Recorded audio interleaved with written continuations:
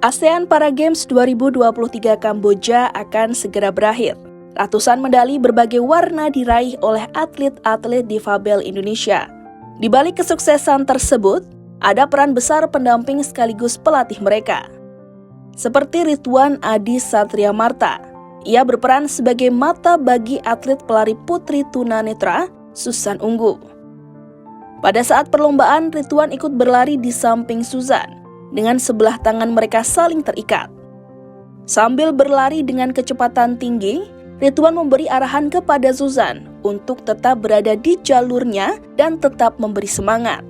Kalau saya dengan Susan Unggu ini udah 2 tahunan lebih, jadi kita sudah tahu karakternya si atlet gimana, pas ketika latihan dia moodnya gimana, jadi kita udah saling memahami lah. Kalau kemana-mana pun kita juga sering bersama. Jadi bukan hanya ketika kita di lapangan, jadi pas keluar pun kita diusahakan bersama.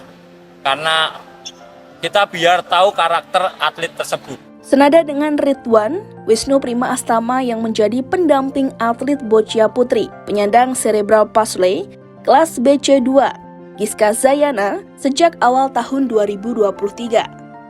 Pada saat final melawan Vietnam, Giska sempat menangis. Kemudian Wisnu meminta atlet berusia 18 tahun tersebut untuk tenang karena pertandingan belum berakhir.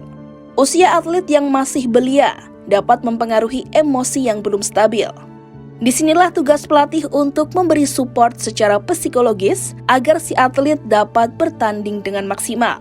Treatmentnya kita ya ketika kita lihat dia sudah mulai misalkan latihan, mulai moodnya nggak stabil, mulai emosi nggak kontrol, ya kita harus pintar-pintar kita ambil break dulu, ya kan, biar dia juga bisa kembaliin lagi moodnya, kembali lagi emosinya biar terkontrol lagi. Bukan hanya butuh pendampingan saat latihan maupun bertanding, atlet-atlet difabel tersebut juga membutuhkan pendamping psikologis.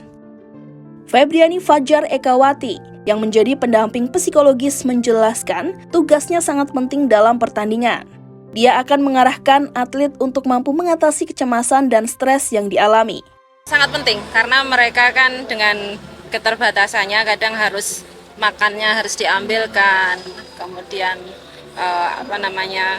untuk misalnya yang perempuan sholat gitu kan, mereka mengenakan mukena itu perlu bantuan dari caregivernya mereka.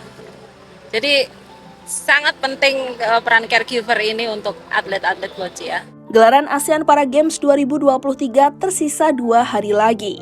Tim Indonesia masih kokoh di klasemen sementara perolehan medali emas. Posisi kedua ditempati oleh Thailand dan Vietnam berada di posisi ketiga.